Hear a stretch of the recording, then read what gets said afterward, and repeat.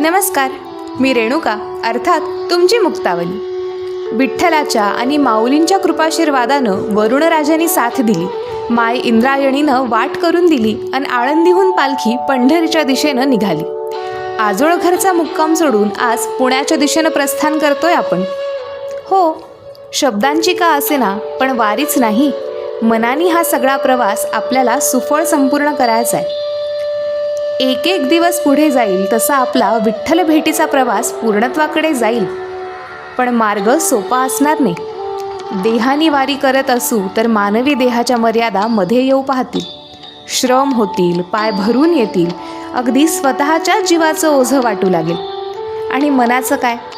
निरर्थक चिंता, काळजी, स्मरणं यांची जळमट, अहंकाराची धूळ सर्वार्थानं त्या सावळा विठ्ठलाचं होण्यापासून आपल्याला नक्कीच अडवेल. पण मग अशा परिस्थितीत वाटाड्या होणार तरी कोण? या आत्मशोधाच्या प्रवासात जिद्दीनं मार्गावर चालायचं, सगळ्या विकार आपणच घालून घेतलेल्या अनाठाई मर्यादा ओलांडायचं बळ मिळणार तरी कसं? प्रश्न गहन असले तरी उत्तरं मात्र संत सोयराबाईंनी अगदी साधी सांगितली आहेत. त्या म्हणतात, नाठवे भावना देहाचा विसर, नाठवे भावना देहाचा विसर, विठ्ठल उच्चार संतजनी, विठ्ठल उच्चार संतजनी. आपल्या संत मंडळींच्या अनेकाविध रचनातून अथवा अगदी मानसिक घेतलेलं ते हरिनाम याचं सोपं उत्तर. वारीच्या प्रवासात जे चैतन्य असतं, वात्सल्य जाणवतं आणि समाधान ओसंडून वाहत असतं, ते सारं काही केवळ या विठ्ठल नामाच्या जोरावर. वारीचं सगळं विश्व ज्या एका धाग्यात बांधलं गेलंय तोच हा हरिनामाचा बंध. तेव्हा आपली ही वाट समृद्ध करून घेण्यासाठी हे नाम कसं का घ्यावं हे सांगताना ज्ञानोबा म्हणतात, एक तत्व नाम दृढ करी मना, एक तत्व नाम दृढ करी मना, हरिसी करुणा येईल तुझी.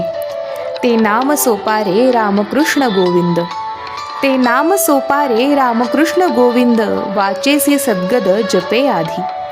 नामा परते तत्व नाही रे अन्यथा, नामा परते तत्व नाही रे अन्यथा, वाया आणि का पंथा जासी झणे. ज्ञानदेवा मौन जपमाळ अंतरी, ज्ञानदेवा मौन जपमाळ अंतरी, धरोनी श्रीहरी जपे सदा, धरोनी श्रीहरी जपे सदा. काया वाचा मनानी संपूर्ण भावाने शरण जाऊन त्या विठ्ठल नामाचा जागर करत राहूया आणि भेटूया उद्याच्या मुक्कामी. आता माझ्यासोबत तुम्हीही बोला, पुंडलिक वरदे हरी विठ्ठल, श्री ज्ञानदेव तुकाराम, पंढरीनाथ महाराज की जय. जय जय राम कृष्ण हरी.